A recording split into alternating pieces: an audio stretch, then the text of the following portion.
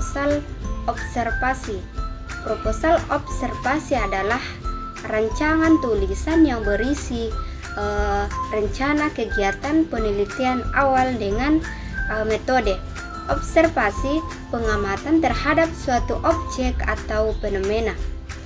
Proposal ini bertujuan untuk memberikan gambaran mengenai apa yang diamati, mengapa diamati, bagaimana cara pengamatinya, dan apa yang diingin dicapai. Adapun yang kedua itu tujuan observasi. Poin pertama itu menjelaskan secara sistem rencana kegiatan observasi. Proposal membuat semua hal yang akan dilakukan dalam observasi teratur dan terurai. Misalnya kamu akan menjelaskan apa yang diamati, kapan di mana pengamatan dilakukan, bagaimana cara mengamati, metode yang digunakan, siapa yang akan diamati, dan apa alat yang dibutuhkan. Tanpa ini rencana bisa jadi acak dan sulit dijalankan. Poin kedua itu memberikan arah yang jelas dalam proses pengamatan. Selama pengamatan, kita bisa jadi kebingungan tentang apa yang harus dilakukan selanjutnya. Proposal beberapa sebagai paduan langkah demi langkah, mulai dari persiapan sebelum observasi, proses pengamatan itu sendiri, sampai tahap penulisan hasil. Ini mencegah kita tersesat atau melakukan hal-hal yang penting.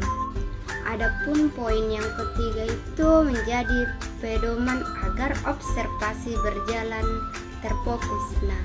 Tanpa pedoman, kita tidak mungkin akan mengamati hal-hal yang tidak relevan dengan tujuan utama.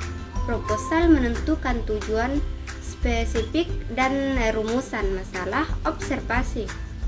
Jika semua upaya kita akan terarah pada hal yang benar-benar dibutuhkan, misalnya jika kita mengamati perilaku siswa di kelas, proposal akan memberi batasan agar kita tidak teralih ke hal-hal di luar topik.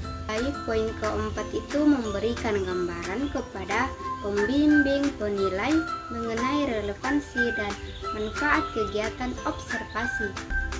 Pihak yang menilai seperti dosen atau atasan perlu tahu mengapa observasi itu penting.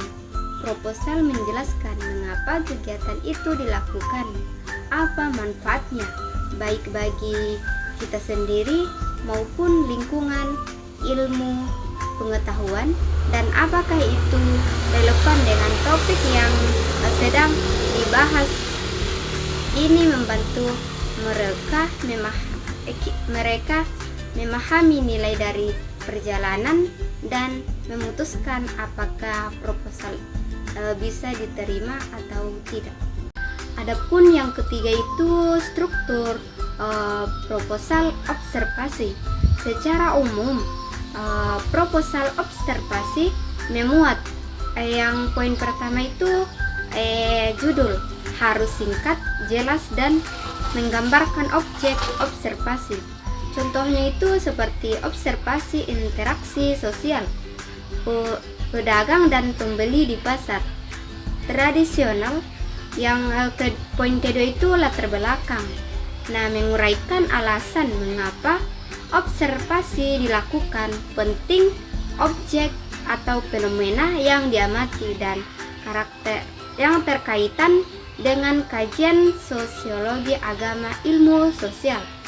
Yang poin ketiga itu rumusan masalah berupa pertanyaan penelitian yang akan dijawab melalui observasi. Contohnya itu bagaimana pola interaksi sosial antara pedagang dan pembeli di pasar tradisional. Adapun poin yang keempat itu tujuan observasi, menjelaskan sasaran yang diinginkan dicapai, tujuan umum, tujuan khususnya. Adapun poin kelima itu manfaat observasi adalah untuk mengumpulkan data-data langsung dan akurat tentang perilaku atau peristiwa di lingkungan alaminya, memahami konteks, memvalidasi data dari metode lain, mengidentifikasi masalah yang tak terikat secara mendapatkan gambaran rinci dan kronologis tentang objek yang diamati. Nah, menjadikannya dasar kuat untuk penelitian, evaluasi, dan pengambilan keputusan, terutama dalam konteks pendidikan dan psikologi. Adapun poin yang keenam itu landasan teori observasi secara singkat mencakup pengamatan dan pengamatan fenomena secara sistematis untuk memperoleh data yang akurat. Konsep ini didasarkan pada pandangan bahwa perilaku dan interaksi sosial dapat dipelajari secara langsung di latar alamiah tanpa intervensi. Adapun poin yang ketujuh itu metode observasi adalah teknik pengumpulan data dengan mengamati secara langsung objek atau fenomena secara sistematis, menggunakan panca indera untuk memahami perilaku, keadilan, atau kondisi tanpa intervensi berlebih, sering digunakan dalam penelitian kualitatif untuk mendapatkan data empiris yang akurat dengan jenis utama.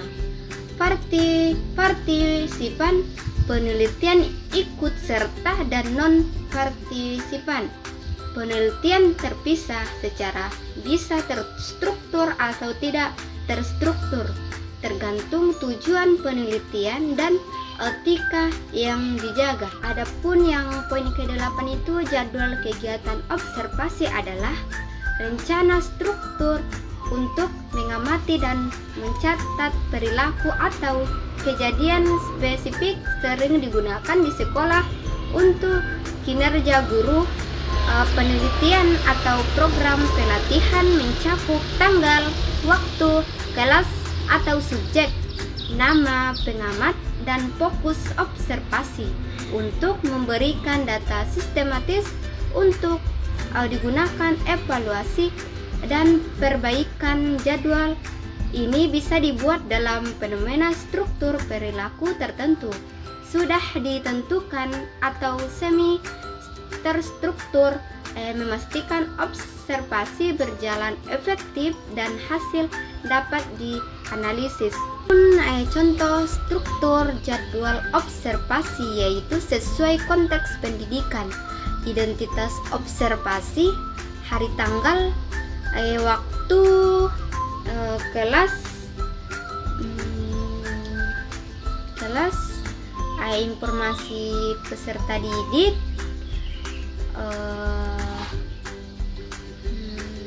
nama observasi,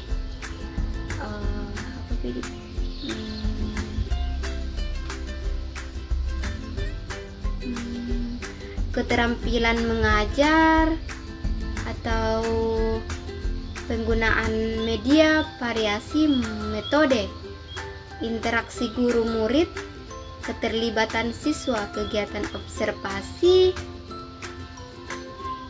Adapun pembuka observasi, motivasi, kegiatan inti, penjelasan materi, diskusi, praktik, dan penutup umpan balik. Adapun catatan tambahan dan refleksi yaitu tempat untuk mencatat temuan kunci kekuatan dan area perbaikan fungsi jadwal observasi. Untuk membuat proposal observasi yaitu langkah-langkah praktik meliputi menentukan topik, tujuan, dan judul, menyusun kerangka observasi, aspek yang diamati, teknik waktu, melakukan observasi sambil mencatat data, lalu menyusun laporan akhir yang teratur literatur yang pendahuluan, latar belakang, rumusan masalah, hingga kesimpulan, serta melengkapi dengan data dan gambar.